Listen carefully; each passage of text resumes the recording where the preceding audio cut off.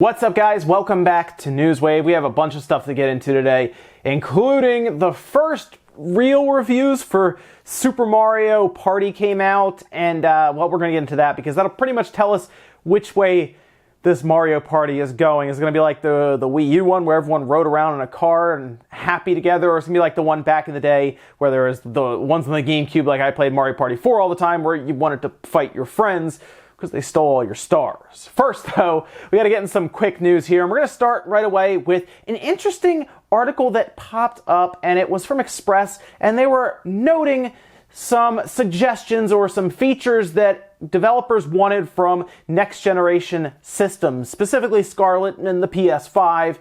And interestingly enough, they didn't talk about things like power, where most people are expecting developers to say, we want more power to push these games forward. No. They actually said they wanted bigger storage medium. Currently, of course, you use the Blu-ray, even a dual-layer Blu-ray, 50 gigabytes. They don't think that's enough. And I think a lot of that has to do with the 4K assets, as they mentioned, but they seem to want more space or larger storage mediums. And I'm really not sure where we go from here. I guess you could look at the next Blu-ray up, the quad layer, the BDXLs, but those are pretty expensive. If you go online, a 5-pack of those is like $83. So yeah, those are pretty expensive. Quad layer does get it up to 100 gigabytes, but that's probably around what we're seeing for like 32 or to 64 gigabyte carts for the Switch, whereas none of these developers want to go near that. So they would have to get that figured out in a hurry, or they just do what they do now, where you get a 50 gigabyte disc and then the rest you have to download. It's internet required for 4K assets, but that might be something to watch going into the next generation, as most of us figure they'll use the same Blu-rays.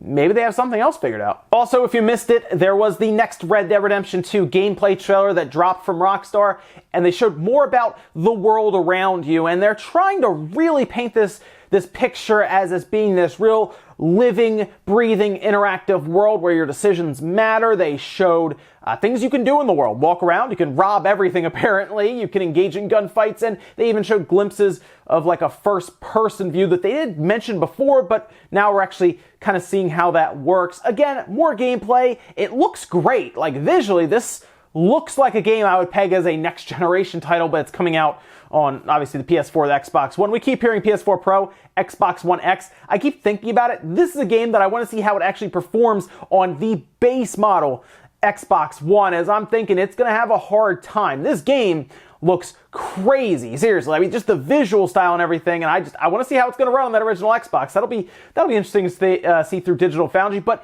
the rest of it looks pretty cool. It looks like they've spent a lot of time building this world, and the more gameplay I see from it, the more interested I am to get it. Of course, we're not going to wait too much longer. What, a little more than 3 weeks at this point? So I'm getting more excited as I see this game because I want to see exactly how living this world is. You know how it is when these open world games come out. You find out about little quirks in the game where it's not as interactive as you would think. Things are scripted, and we'll see. Grand Theft Auto 5 was a pretty good world overall, and people still find stuff in that game. So I'll give them the benefit of the doubt for now, but of course it's going to come out, and it'll be put to the test a bit, I'll say that. And we had, I guess, kind of a new mystery put out there for people online to try to figure out after Nintendo, Creatures Inc., and Game Freak all put in together for a trademark for, well, you're seeing it here, and I guess it's pronounced Monpoke or Monpoka.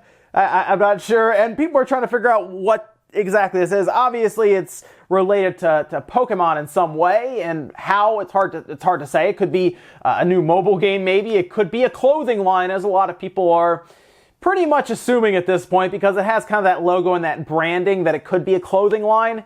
It could be anything, really. It could be some new toys in Japan or something, but this trademark was filed by those 3 companies, and now everyone's trying to figure out what it's for because it hasn't been used for anything at this point. It's clear it's something Pokemon related, but exactly what? All right, guys, some of the quick news out of the way. Let's jump into some of the bigger stuff, starting right away with Google, because we've talked about Google possibly entering the gaming space before, probably for the past couple months, as leaks were coming out that they were working on something in the background called Yeti. It was a set of devices that they were kind of developing, but then they also were developing a streaming service, similar, I guess you'd say, to PlayStation Now or Gaikai or OnLive or any of those other streaming services that you may have heard of in the past, but this was Google taking a shot at it. They have the server capability to really pull this thing off, and they announced it yesterday. It's just dubbed Project Stream, so they didn't really get creative with the name or anything, but it seems like this is a very, very early stages for their streaming service. However, they are partnering with, it looks like, Ubisoft to attempt to stream Assassin's Creed Odyssey to your Chrome browser. As in, you don't need a lot from your machine to play this game, it's all streamed. Now, it does appear that you need a good bit from your internet connection, so if you want to do this, you can actually sign up for a beta that they are looking to bring some people in and try out. It seems like they're picking people, so you have to sign up and kind of cross your fingers that you'll get picked. But it looks like you'll need a connection of 25 megabits down or above, so you need at least a fairly average connection in this day and age. It is specific to the US, so in the US, it's pretty easy to get anything above 25 megabits per second down. That's not exactly tough now with Comcast and Verizon and other places with broadband connections. You can even get gigabit speeds in some areas at this point, and other areas you can't get anything less than 25. So that seems pretty fair, I think, overall. The interesting part is going to be the quality, because they did put out a gameplay video and it looked fairly good overall. And then, of course, I guess the adoption rate of this. I mean, think about this for a second. If you're not really big in, say, visual clarity, you're not a big 4K person, you're a person who just wants to play the game without this barrier of a game console that can be fairly expensive for some people, right? $400 isn't exactly, especially for a luxury item like that, isn't exactly something that everybody runs out to do. But if you boot up your Chrome browser and, oh, there's Assassin's Creed Odyssey, I can just buy it and play it in my Chrome browser as long as I'm connected to my Fios internet or my Comcast internet. Yeah, all right, let's try it. And it actually boots up and it runs well. This could be something big for gaming, specifically for these publishers who want to stream. The reason they're partnering with Ubisoft is because they want to stream. They've talked about this several times. They think this is going to be the last console generation before it's all streaming. I think that's very nearsighted. I don't think that's correct at all, but that's what they want, and it seems like Google is trying to give them that. And this could be good for Google, for pretty much all of their other services, as they could incorporate it into things like YouTube, of course, or just into Android, or there's a lot of stuff that could happen here, so it's very interesting to see where this could go. As of now, one beta that they're doing for Assassin's Creed Odyssey, but of course this could blow up and become a big thing.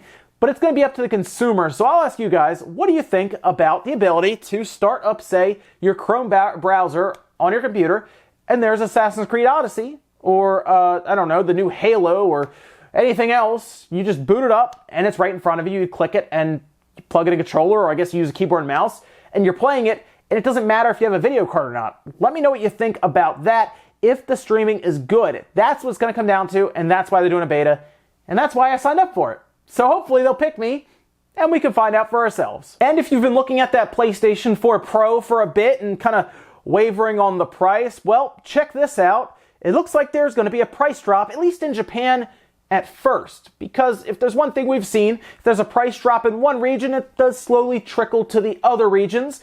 And it looks like, at least for now in Japan, starting October 12th, it's going to drop by the equivalent of about $50. You're actually seeing a tweet here, and it's going to drop from 44,980 yen to 39,980 yen. And if you kind of convert that over to USD, it's basically going from 400 to 350, so about a $50 price drop. That's actually a pretty good price drop, and I'll be curious to see if they do anything with the base model, if that drops in price or anything. It's October 12th in Japan. Japan is probably the region that needs price drop the most, as, believe it or not, Japan is actually where PS4 seem to sell the least at this point. Maybe that's not hard to believe with how the Japanese audience likes portable or handheld games, whether it's their cell phones, or we've seen the Nintendo Switch really explode in that region. They're very strong in the United States. They're very strong in other parts of the world, including Europe.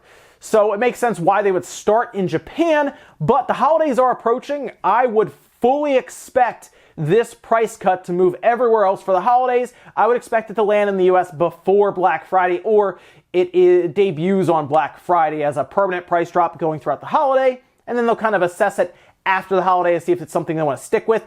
This, to me, also kind of marks that real decline at the end of the generation. I really do think, guys, we are heading into the next generation as early as the end of 2019. Like, we could see a console release at the end of 2019. I think at the very least, though, if it is 2020 for both, we'll definitely hear about these systems, and price drops like these generally signify, especially when we're down to like the $300 to the $350 range, that kind of signifies the generation kind of slowing down a bit, and we get to that end where then all of a sudden new, more expensive machines come out. But if you've been waiting for a price drop, it looks like you won't have to wait much longer, especially in other regions, but at least now in Japan, $50 price drop starting October 12th. Next up, let's talk a little bit about the Nintendo Online Service, the NES games specifically. Now, if you've been playing these NES games, you might be playing them online and realize there's some latency with this stuff when you're playing online. I've noticed it. Other people have noticed it. I've seen it posted around online and discussed heavily. And it looks like there was a low latency mode that I guess has been there for a while now. It's really odd because it seems like it was recently, I guess, brought to the attention of everyone. There is a low latency mode, and I figure we'll talk about it here just in case you missed it and you're trying to play online with other people, whether it's friends or people that you have met and now they're on your friends list. Well, you can actually turn on low latency, and it will fix a lot of those weird issues when you're playing and you realize that there is heavy lag to your controls. So let's go over how you exactly achieve this. Now, when you're playing against someone online or with someone even, you're going to go into the suspend menu, go to game selection, and then on the left side pick settings and then press Y, and that'll turn on low latency mode. If you want to turn it off, it'll actually turn off automatically when you end the game, or you can again just press Y and turn it right off from that same menu. Now, according to Nintendo, this can affect audio and visual cues, or just in general, there could be some glitching and stuff online. But it does apparently fix this issue. I've tried it out a bit, and yeah, it did help. It did help quite a bit. I didn't necessarily notice latency every time otherwise, but there were a few times where, yeah, I could kind of feel it. I think we mostly felt it specifically in a game like River City Ransom, where we were both playing on the screen at the same time. Checked over to that, and it did feel a lot better. I didn't really notice any crazy visual issues or glitches or anything, so I don't think it's crazy or to the point where you'll notice it, but it definitely helps. So if you've been experiencing lag, go try out this low latency mode if you didn't know about it before, and it should hopefully fix your experience. And finally, in our last bit of news, Super Mario Party. It's coming out this Friday. I've been looking forward to it because I like Mario Party. I was a little bit of a downer that I heard that it's not fully online. They have mini games you can play against people, but you can't arrange like a game night with people over the internet where everyone's pretty much committed for the hour and you guys play full-on Mario Party. That could be something that they add later, maybe. I don't know. They've been doing a lot of their games kind of like games as a service, so I guess an update is possible, right? I guess. But for now, it's all minigames online, and I've been a little concerned because the last couple releases have been kind of sketchy, right? The Wii U ones weren't very good at all. People really didn't like riding around together in the car because it's all about making your friends mad, right?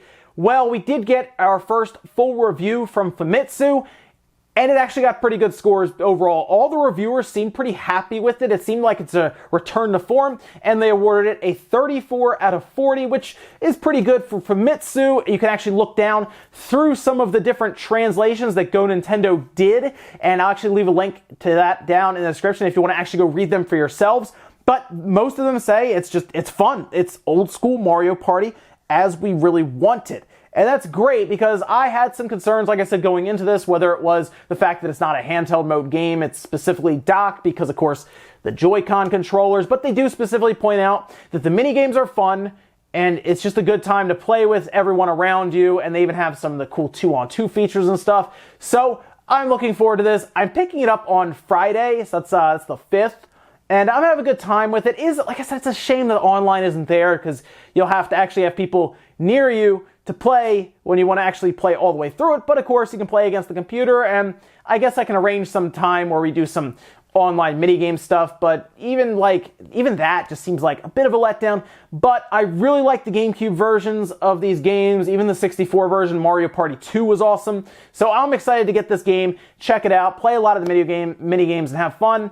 I'm really happy that this got a good review from Famitsu. I think the embargo for this is up in like a day or two anyway, so we'll find out a lot more when Metacritic and all the other reviewers hit this, but so far so good. The first review from Famitsu is at least painting a good picture for Super Mario Party. And ladies and gentlemen, that's going to do it here for Newswave. If you enjoyed this video, hit the like button, guys. Really helps out. If not, hit the dislike. Leave comments down below about everything we talked about today, whether it is Google's new entry into gaming, if you will, where they're going to try to bring game streaming to Chrome. Let me know what you think about that, and if there is a full future for that for maybe the casual audience who doesn't want to buy a game console but wants to experience that new Assassin's Creed game they keep hearing about without buying a console. Do you think that has a place to grow in the industry? Let me know about that down below. And then what about Super Mario Party? Are you planning on getting it, and are the Famitsu scores just kind of reinforcing your purchase, or maybe you weren't planning on it before and now you're definitely getting it because some of these reviews sound good so far? Thank you so much for watching, guys, and I'll see you next time.